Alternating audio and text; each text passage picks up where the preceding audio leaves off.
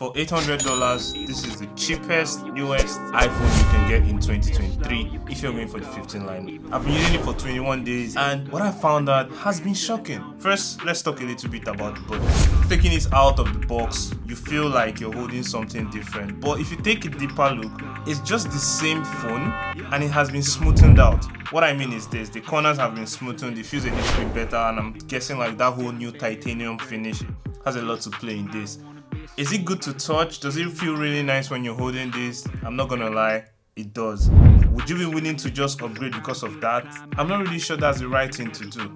But there are other things that make this phone really great and might actually want to make you consider upgrading to it. Some of them includes the back.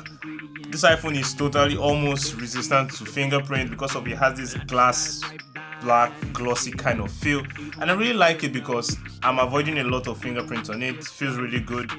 I would take that as a win. Apple really put a lot of thought into finding a way to color out the lenses to ensure that the color bleeds into that and makes it feel just like a really good package. One of the other really nice things about this is this costs almost half the price to fix compared to that of the 14 or previous iPhones that have been made in the past because of the way this was intentionally constructed. Now, if you look at all of this, you might begin to start thinking that there's actually a difference between this and those of last year. But what will shock you is Apple did not include the mute switch button. You still have the same mute switch that you had for last year's. The volume rockers are the same, the power button is the same, and it supports eSIM and naturally every other SIM. This one has 2000 nits of screen brightness.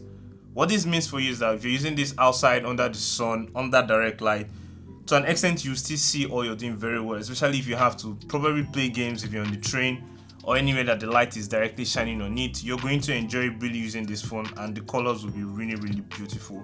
You would enjoy it. But it has 60 Hz and I'm thinking, why spend $800 on a screen that has 60 Hz refresh rate? But I answered the question. Most normal people that are getting this entry range of the iPhone 15, they don't really care about 60 Hz, 120 Hz, LTPO refresh rate. They don't care about that. They're really looking for something that is functional, get them the job. Most times if you put a 60 Hz phone and one with variable refresh rate, people can't always tell the difference. So most times people getting this phone won't really care about this. And I'm thinking Apple knows this due to the data they have, and they're deciding to still keep the 60 Hz refresh rate, hoping for when they will eventually upgrade all the models that we're bringing out to the 120 Hz or with the LTPO display. And if you ignore all of this, let's speak a little bit about the performance of this. This comes with the 14 Pro Max A16 Bionic chip, the same chip that was released in last year's 14 Pro Max. Just that this now handles it a little bit better with the battery consumption. I don't know how that was engineered, but the 14 series, especially the 14, had a very terrible battery. I had friends that complained a lot. I used it for a while. I complained a lot about the battery. But when I watched the video test Mr. Who's the Boss did with the battery comparison, and I've seen other people talk about, especially the 15 and the 15 Plus, and also from my own personal usage of the 15, I didn't get the 15 Plus, but I've used the 15, though I'll still have to charge. It doesn't take me through the entire day, of course. But it does pretty well for the price it is compared to getting like the maxed out, spec'd out part of the iPhone. The 15 handles well, and it doesn't have as much heating problem like the Pro Max does, though Apple has released a software update for that. So if you're watching this and your phone is still heating up, consider upgrading your iOS to see if some of those issues will be changed.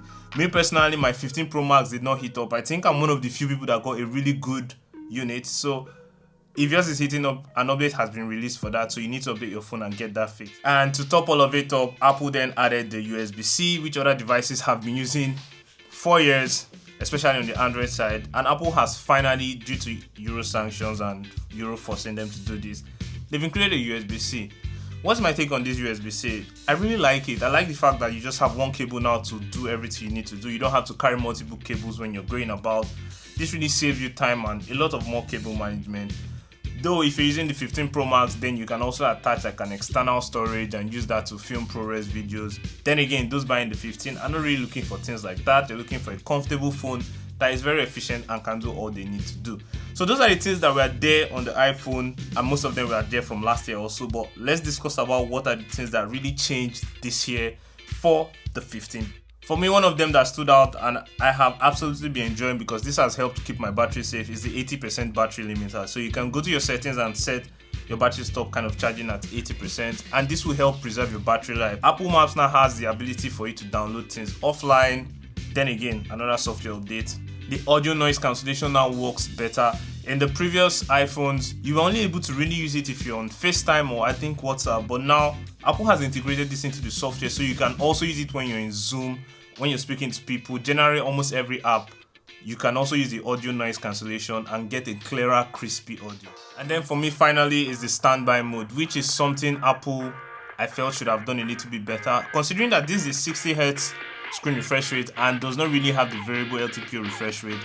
When this goes into standby mode, it goes off after a while and you have to intentionally wake it up, as opposed to that of the 15 Pro Max or the 15 Pro versions, whereby it can go on standby mode. And why this is happening is because on the Pro versions, when the phone is not being actively used, the refresh rate can go down to as low as 1 Hz refresh rate, but this I think just caps at 30 when it's not being used.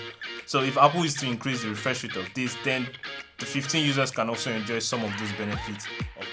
So in all of this, in the 21 days I have been using this phone, what really stood out for me were the cameras. The cameras are different. This is what I mean. The cameras now have a 12 megapixel ultra wide and a 48 megapixel main camera, but by default it just shoots at 24 megapixel, and you can toggle it on and off in the RAW format if you decide to do. But for me, the feature I really like that stood out for me is the auto portrait mode detection. Now, once you're snapping an image of a person or a dog or a cat, the iPhone will automatically record enough data to help you change if you decide either to a portrait mode or just leave it as it is. You'll see an F icon pop up at the corner of your screen, and that shows you that portrait mode data is being captured, depth data is being captured, and then you can transform that picture into like a portrait focus mode if you decide to do in the future. And to me, one of the most confusing parts is why didn't we have some of these features on the previous iPhone? Because they are technically using the same processor, so some of this could have been done earlier, but classic Apple way, Apple will intentionally not release those features and help you spend money the next year for doing it. So generally, if you want to come to a verdict of my 21 days of using this phone, this is what I will say. It's a really nice phone to use. I've enjoyed using it all the while, though it took me a while getting used to the smaller screen size. But if you've come from the line that you're always using like the mid-range kind of phones or smaller phones, this wouldn't really be an issue for you.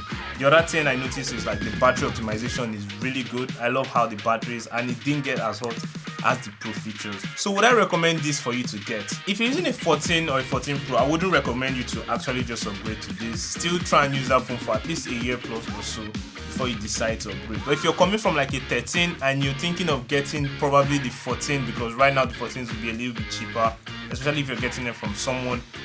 If you have the money, I actually think you should just skip the 14 entirely and just move over to the 15. Some of the reasons include: one, Apple has moved to the USB-C, and obviously there's no going back from there. Every other thing will be USB-C from now.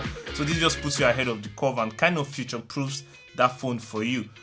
Because if you don't do that and you get the 14, you might be forced to change it maybe in a year or two, and that might not be the best value for your money.